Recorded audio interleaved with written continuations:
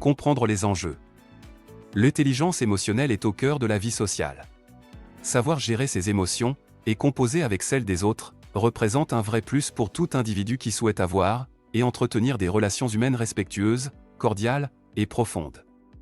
C'est un concept récent dans nos sociétés. Il a été rationalisé pour la première fois en 1990, par les psychologues Peter Salovey et John Mayer. Selon eux, l'intelligence émotionnelle désigne l'habileté à percevoir et à exprimer les émotions. Elle facilite le raisonnement avec les émotions, ainsi qu'à réguler les émotions chez soi et chez les autres. L'émotion étant naturelle, il est avéré que dans la société dans laquelle nous vivons, elle n'a pas toujours sa place. Certaines émotions sont socialement valorisées, comme la joie, et peuvent donc s'exprimer librement. En revanche, d'autres émotions comme la peur, la colère et la tristesse ne sont pas beaucoup appréciées. Nous avons ainsi tendance à les retenir, à les bloquer ou à les ignorer. Mais si l'émotion est un mouvement naturel, que se passe-t-il lorsque nous le bloquons? Et que se passe-t-il si nous l'extériorisons de manière brutale, en présence d'autres personnes? L'enjeu principal est de parvenir à équilibrer son système émotionnel, afin d'éviter les deux pièges posés par notre société. Le premier piège, c'est d'inhiber les émotions en soi, de ne pas les détecter, de ne pas les reconnaître, et de ne pas les exprimer. En agissant de la sorte, nous créons des blocages énergétiques dans notre propre organisme. On parle alors de caractère intrapunitif. Ce phénomène peut engendrer des maladies.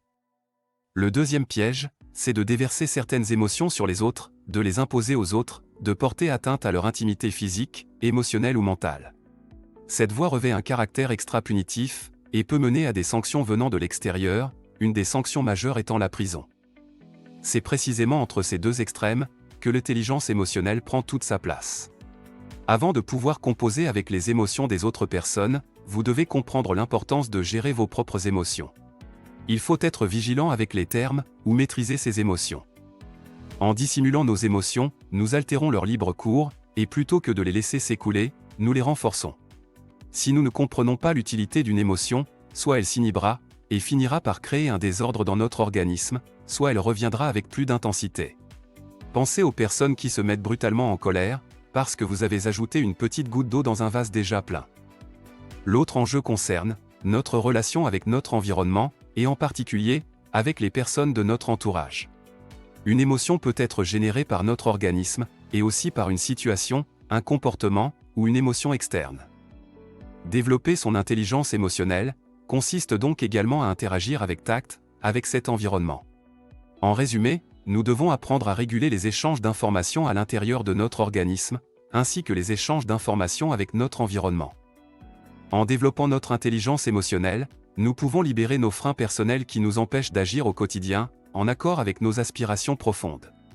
Cela nous permet de développer des relations profondes et vraies, tant avec nos proches, qu'avec nos relations sociales et professionnelles.